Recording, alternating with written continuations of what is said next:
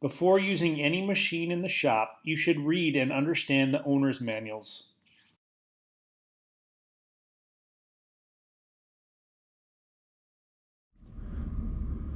All right, we're going to take a look at a few of our different sanders that we have in the shop to work with.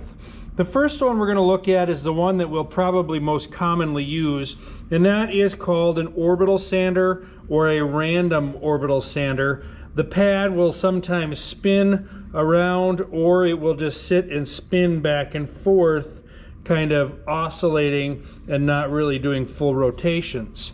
So the orbital sander or random orbital sander is kind of a mid-grade sander for the amount of aggressiveness that it will take off. You'll notice that there's some holes in the pads. That is for the dust collector bag to be hooked up, and that dust collector bag looks like this. We don't use these a lot in the shop, but they would slide on there and allow for that. The reason we don't use them a lot in the shop is because of the table we're working on. This table is called a downdraft table. So if we turn this table on, it's going to suck air down through all the little holes in the table and kind of help with our dust management. And so that's the reason we don't use the dust bag on the machine, because of that. This downdraft table is for sanding. We should not use this as a workbench. We should not be over here working or gluing on here or any hammering on here. This top is pretty thin and we don't want to break through it with a hammer. We don't want glue to be built up on here, because when you come over with your good project, we don't want to have to worry about it getting scratched up from glue on the surface of the table. When we sand with these, we want to sand with the grain. So even though this is spinning around, we're going to move this in line with the different grains, sanding back and forth. Now we may have little movements against the grain, but our majority of our movement is with it. So as you go with the grain and then jaunt over to the next section, you are going to be moving right to left against the grain, but for the most part we're moving with it. If we look at our orbital sander and take a look where the sandpaper should be, this is the pad that the sandpaper sticks to. So this black pad is not sandpaper.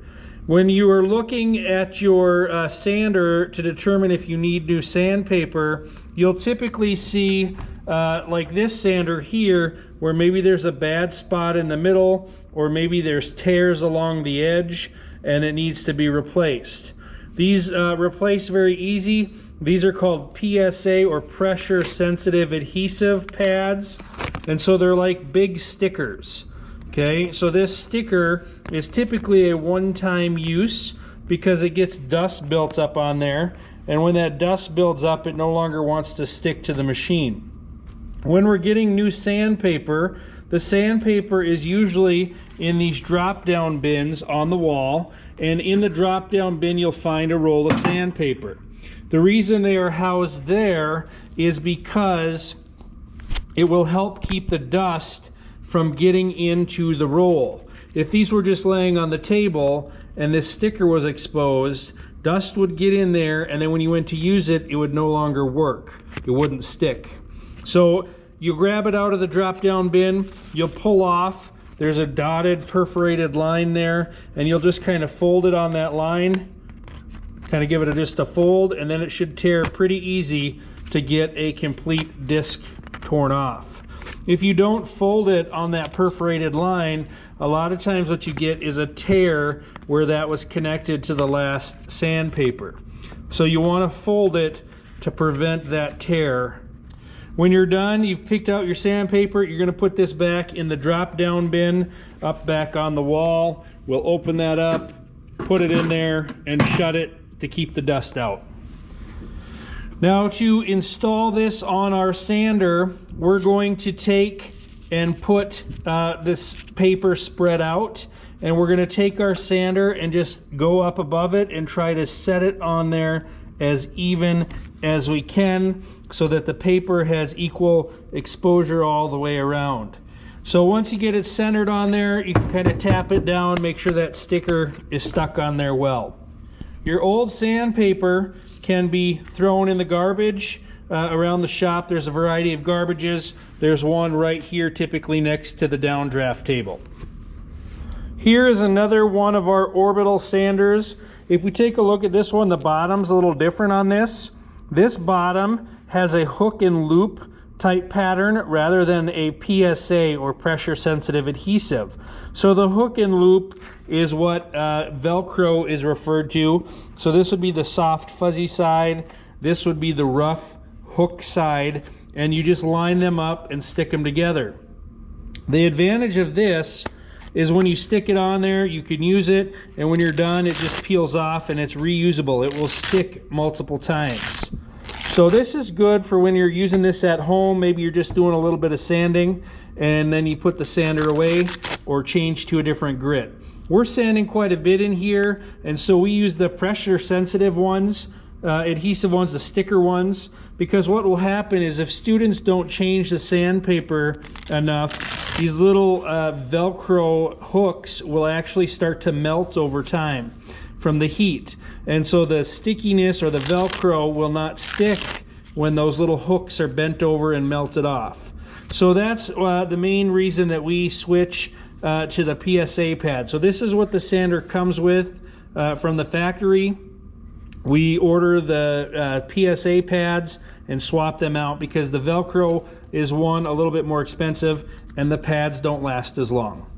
When we're getting ready to use this, you've checked the paper and changed that out. Now you're ready to start sanding. So when you sand, you start with the machine or the tool in the air. This allows it to get to full speed before you put a load on the motor. So we'll start it, we'll bring it down nice and even onto the workpiece. Then we'll sand with the grain, moving it with the lines on the wood. You may move slightly against the grain as you're going from right to left, kind of switching those patterns or paths as you're sanding. But generally speaking, we're going with the grain. When this Orbital sander sands, what happens is sometimes we get little swirl marks left in the workpiece from the sanding or from the machine. We want to make sure, it doesn't matter what sander we're using, whenever you're done sanding with a tool, we want to always go over the workpiece with hand sandpaper, because hand sandpaper is not going to leave machine marks or mill marks as we work.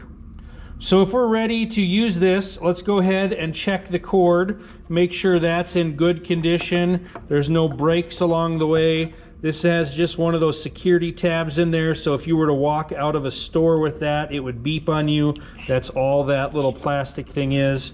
And continue down and check the cord and make sure that the prongs are there that we need to be. Now you'll notice that this tool only has 2 prongs. It doesn't have that third ground prong. Now the reason for that is it's not needed, and it's not needed because if we take a look at this tool, the majority of this tool is made out of plastic. So plastic is an insulator, it's not a conductor, and so because there's no possibility of us getting electrocuted from running this machine because of the plastic insulation, we don't need that ground. The motor is taken care of inside. So no ground plug is needed on this, or ground prong on this particular machine. Now if we take a look at some of our other machines, our other sanders, like this one here, we'll notice that this one is metallic. The whole housing is. And so as we check the cord, we're going to see that this one has a ground prong, because metal is a conductor, and if we touch this and there's a short inside, we're going to get shocked or electrocuted. And so to prevent that, the ground prong creates a path of least resistance back to the electrical panel, and so rather than going through our bodies, it's going to hopefully go through that ground and protect you. We're going to plug it in right down here on the downdraft table. This is the on and off switch for the table, and this is some plugins that we can use. So we'll plug in our machine and turn on the table. You'll hear the table kind of make an extra noise. Then we can start the machine up in the air, let it get to full speed. We'll do our sanding, and when we're done, we'll take the sander off of the workpiece and then turn it off. We don't want to stick a piece of wood against there to stop faster, so we'll turn it off in the air. We'll let it come to a complete stop before we set it down. So turn it on.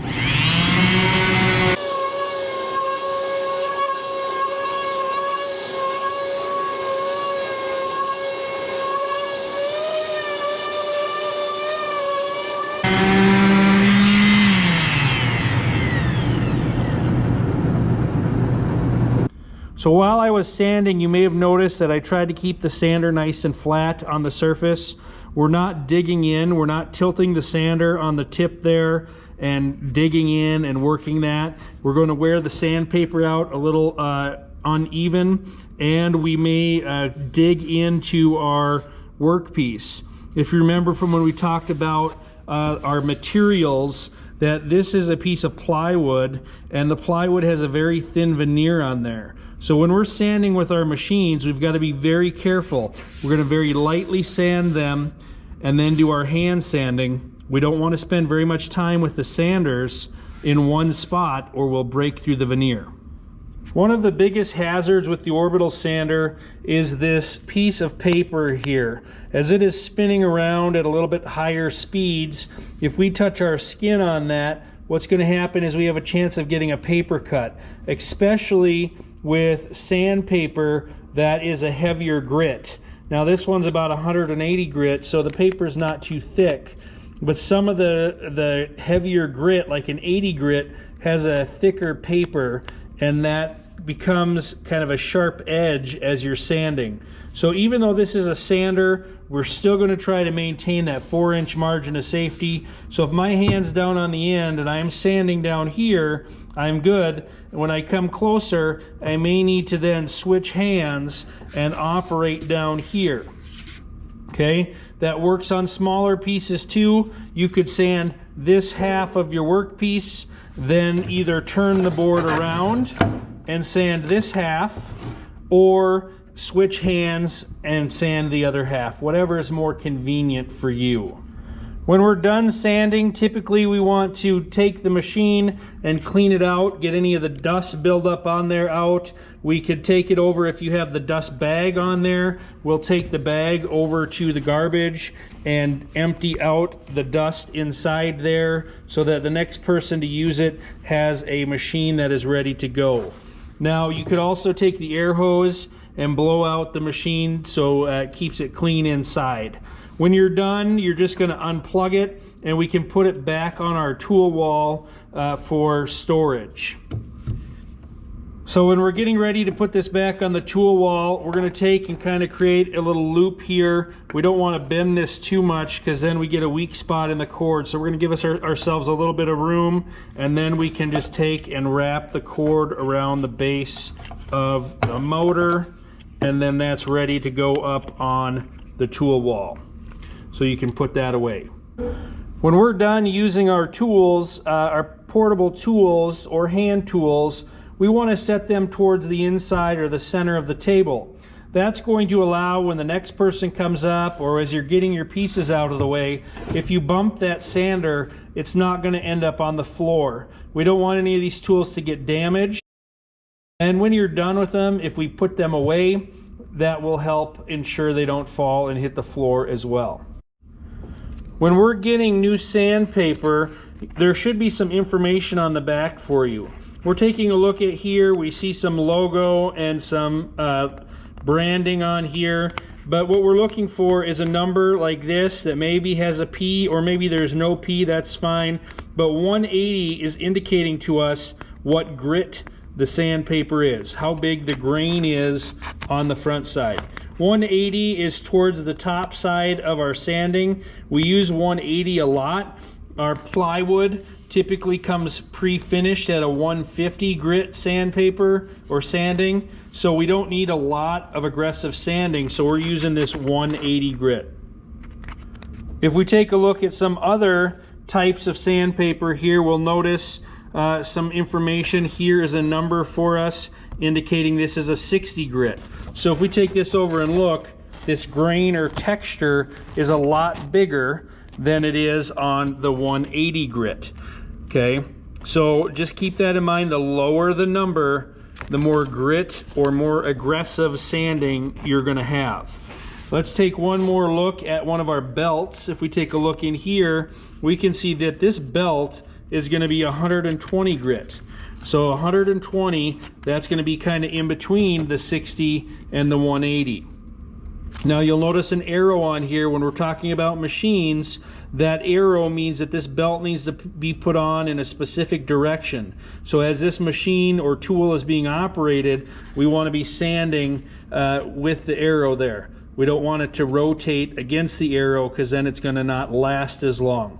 Regardless of what sander you're using, you want to just use your hands to guide the sander. We should not be putting excessive weight down on the machine.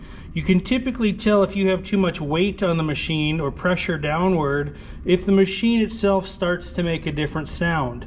So I'll give you an example here of what that might sound like. Normal sanding,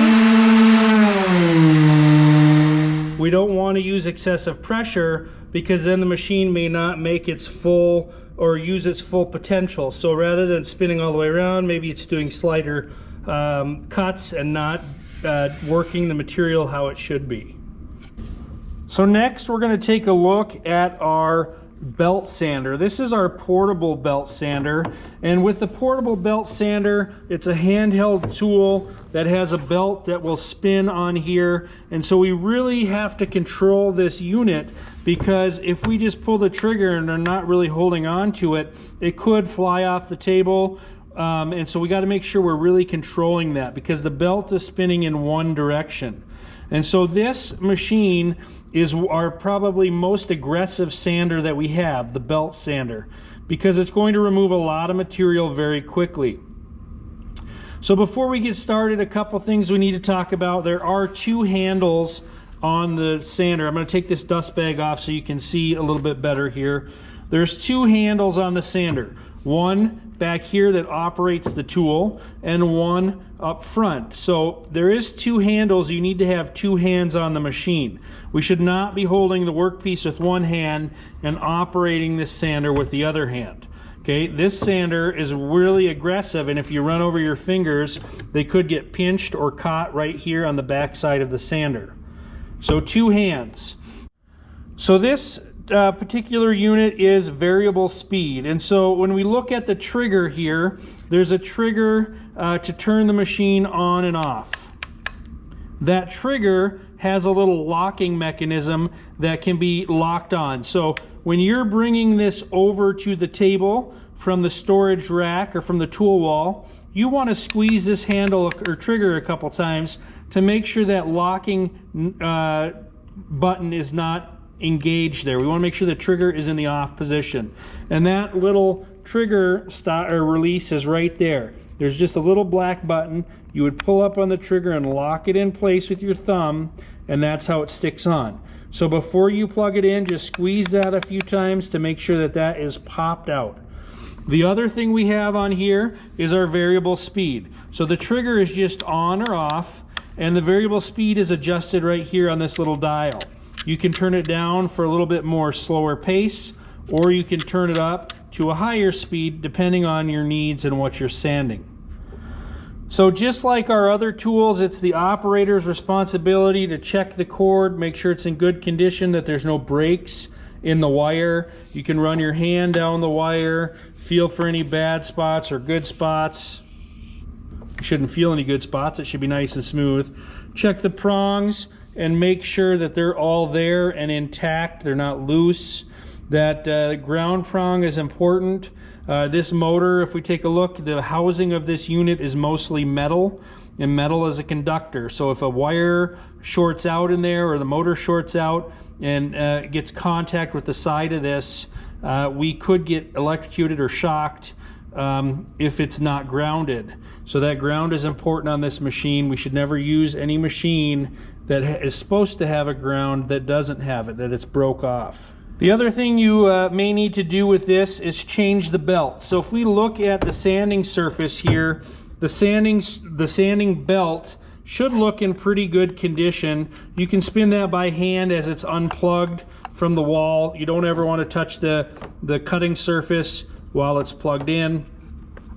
So examine the belt, make sure it's in good condition. If it needs to be changed, most belt sanders have a locking mechanism. So if we look right down here, there's this handle that can be pulled open. So you get your finger under there, pull it open. Again, it's always unplugged when you're messing with the business end of the machine here.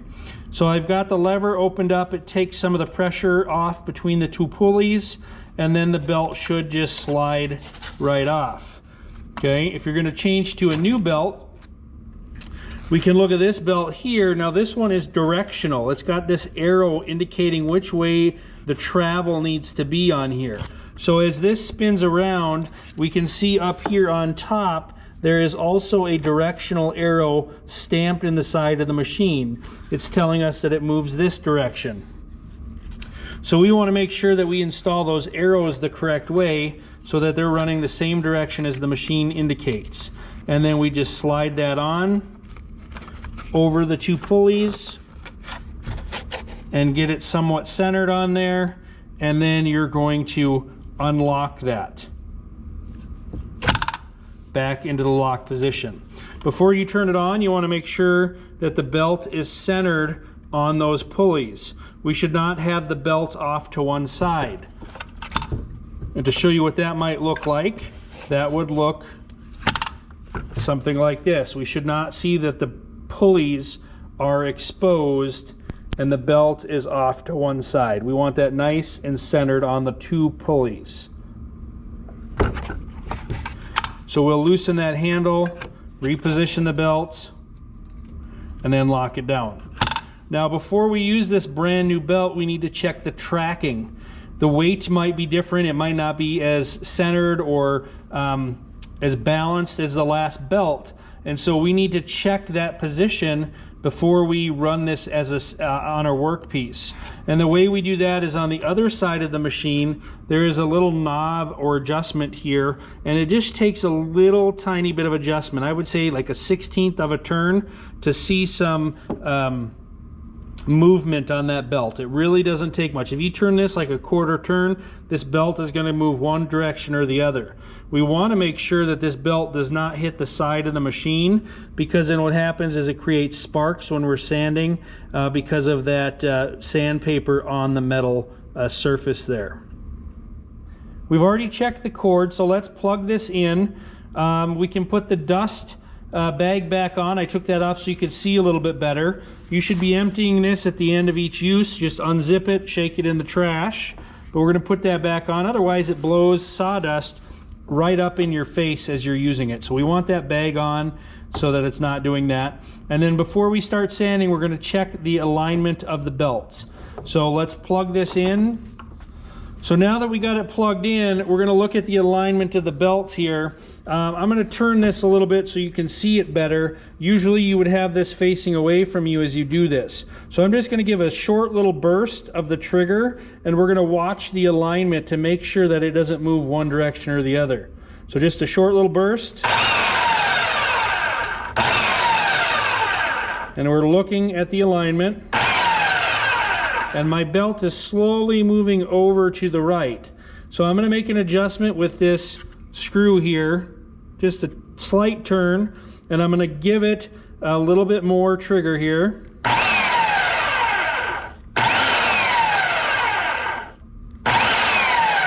So I look like I'm staying pretty centered now. So now I'm going to turn it around and give it a little bit more trigger time to see if it moves while we're using it.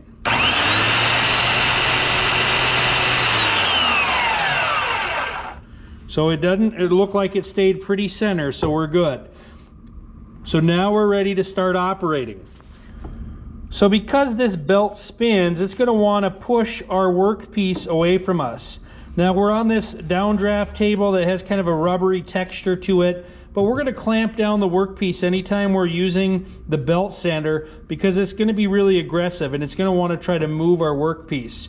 So we can just come down to the edge of the table and take a clamp and clamp that to the side of the table. We don't need to be super tight there. We don't want to break the tabletop. We're just clamping it so it's nice and secure and doesn't move. So this means when we're sanding, we're going to be sanding and have to work around that clamp. So maybe you're sanding half of your project at a time, and then you're going to turn the board around so you can clamp that or sand that edge. When we're working with the sander, just like our other sander, we're going to start with it in the air. We're going to let it get to full speed, and we're going to bring it down nice and even onto the workpiece. And then we would keep it moving while we're using it. We don't want to start it in the air and then bring it down with the tip forward. We're going to dig in or create a gouge where it hits the workpiece. And we don't want to bring it down with the back first either. We want to bring it down nice and even on this support piece in the middle so that it sands and doesn't create any divots in our workpiece. Once it's on the workpiece, we're going to move it with the grain, always sanding with the grain. When you're done, we bring it up and turn it off and let it come to a complete stop before setting it down. Now this sandpaper is really aggressive, so you stay in one spot too long, we're going to wear a hole through the veneer. And we'll see what that looks like when we're done. If a spot is showing, I'll let you know about it. This sander, we don't use a lot in here unless it's something where we need to fix a piece of wood that's sticking off too far and we need to remove a lot of material quickly. So let's give this a try. We need to be careful of this cord. This cord tends to get stuck. Students will run over it and it gets stuck right back here between the housing and the wheel. So we got to make sure this cord or any cord around us is out of the way. So maybe you need to loop this around your back, or maybe you just need to hold on to it, kind of wind it up in your hands, and then keep it out of the way so it's not down here by the pulleys when you use it.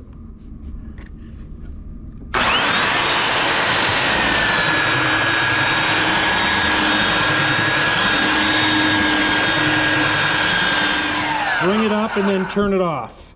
We don't want to jam a stick in there to get it to stop faster.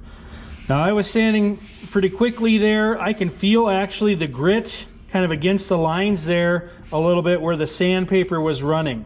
This is going to do some aggressive sanding.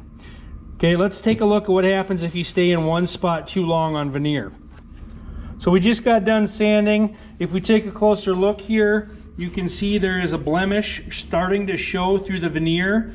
We did not sand very long, and that veneer is starting to wear thin, and the next layer below is starting to show through. So we got to be careful with this belt sander that we do not sand in one spot too long.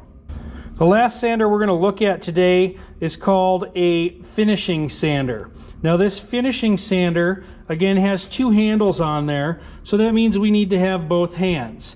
Now this machine operates by having a little bit of vibration on the bottom pad. If we take a look at the bottom side, this pad sits here and just kind of lightly vibrates around. This is probably our least aggressive sander, depending on the sandpaper you have on. So this sander takes a full sheet of sandpaper and it's going to use half of it. So we take a full sheet, we can bend it in half hot dog style, if you remember from elementary school, hot dog bun style, and we want to use that crease then with our utility knife. So you're not going to cut on a good piece of wood. This is a scrap piece for today, but we're not going to cut on the bare table. We don't want to damage the knife on the steel tables. We don't want to cut into our surface. So we want a scrap piece underneath, and then you could score it and cut it. It would be best to use a straight edge. So I've got a straight edge here that we're going to put right on that crease, and then my utility knife can follow that straight edge. So when I'm done, I should have two equal parts for sandpaper. So one we can use now, one we can use at a later time. The reason you want to cut it and not tear it is if we tear our sandpaper, you can see it doesn't tear very nice. You can see that it tore off some of the sanding material from the paper, and so it really does not tear very well. We want to cut it with a utility knife, not tear it. So even with a crease in there, it's not going to tear as nice and clean as it would with the utility knife. So always cutting your sandpaper, not ripping it. To change this out, it's pretty easy. You're going to always make sure it's unplugged when you're working with the business end of the sander, and you're going to release the spring clamps. So on the end down here, there is a spring clamp that just springs open, so you push on that to pull the sandpaper off or out of the sander. Okay, so it's kind of a thicker sandpaper, so it took me a little work there. I tore it there, and that's fine because we're replacing it. We're going to flip the sander over and do the other spring clamp now. So I'm going to unspring that and take my sandpaper off. So we're now going to install our new piece of sandpaper onto the finish sander. So we're going to just brush off any excess dust that might be on the bottom, any chips, things like that. We're going to take the sandpaper and open up the spring clamp and slide it into the clamp and try to center it in the pad. So we got about equal distance on both sides of that pad. Now we're going to take and real tight fold this down. So I'm going to fold it tight so I don't have any extra bubbles or gaps in there, and I'm going to come down to the other side. Now if we take a look at the other side, we're quite a bit long here. So the sandpaper is too long. We could either fold this a couple times and put it under there, or we could take our utility knife and trim off a little bit extra. Okay, don't be cutting on my tabletops, and make sure that you're not cutting on your good material. Then once that sandpaper is a little bit more the right size, we can fold it under and get it into that clamp. So when we're done, we want to make sure that's pushed nice and tight up and get all that slack out of the pad or out of the sandpaper. When we're done, we want it to be a nice tight fit. We don't want any big bubbles underneath the sandpaper when it's nice and flat like this. If there were a big bubble underneath here because there's excess sandpaper, the paper is going to tend to rip a lot faster. And so to keep it in better condition, we can make sure it's nice and tight in the clamps, and it will last us a little bit longer. Before you use this machine, you should check the cord, make sure there's no breaks or tears in the cord, and make sure all of the prongs that need to be there are there. So we look good. We do have a metal machine. We do need that ground piece to be there, and then we can plug it in and get ready to operate. Just like our belt sander, this machine has a trigger that is on or off. It is not variable speed. I can't push it a little bit and run the sander a little bit. It's either off or on. With this, there's a trigger lock. So if I pull it on and push in with my thumb, that trigger will lock in the on position. If I get that trigger locked in the on position and then plug this in, it's going to take off right away. So as you're bringing this over from the tool wall, squeeze the trigger a few times and make sure that trigger lock is popped in the out position. So our trigger is turned off. Like with our other sanders, we're going to start with this tool in the air, let it get to full speed, and once we're at full speed, then we can bring it down nice and evenly onto the workpiece. We got two hands on there because there are two handles. We're going to move it with the grain, back and forth with the grain, slightly changing your pattern so that you're not staying in the same spot all the time. When you're done, you will then lift it up and turn off the machine so it can stop on its own without a load on the motor.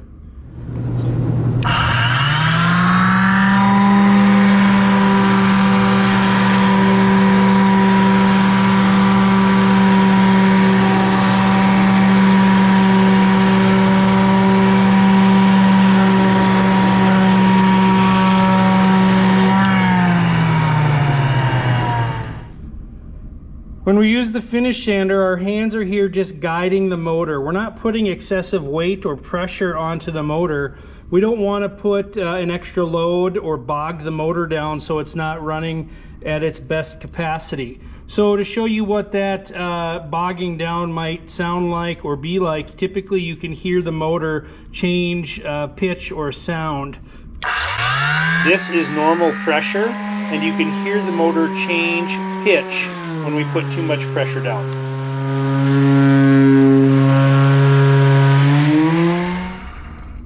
Again, so as we're using our sander, light pressure, not much downward pressure at all. We're pretty much just the weight of our hands on there is all the downward force we need. So just because the name is called finish sander, that doesn't mean it's our last step in sanding. We always want to go over our workpiece by hand because of some of the defects these machines can leave in our workpiece. We're going to take a look at the material here up close, and if we take a look, we can see some defects from our sander. Some of the defects are little notches or nicks that are scratched against the grain of the wood here, and this is from the sander. This one particularly, the Orbital sander, has made some little swirl or kind of hash marks. Some of it might be hard to see on the camera, but these are some of the defects that we're talking about that you need to sand by hand when you're done, so that we can eliminate some of these swirl marks or mill marks from the machine. If you have any questions on how to use any of the tools or machines in the shop, please ask your instructor for help. We want to make sure we get your questions answered so that you know how to use these safely and correctly. When you're done using these types of machines, you want to make sure you clean them out. So you take the air hose and blow it out, take the dust bags off and clean them out, and then wind up the cords and put them back on the tool shelf.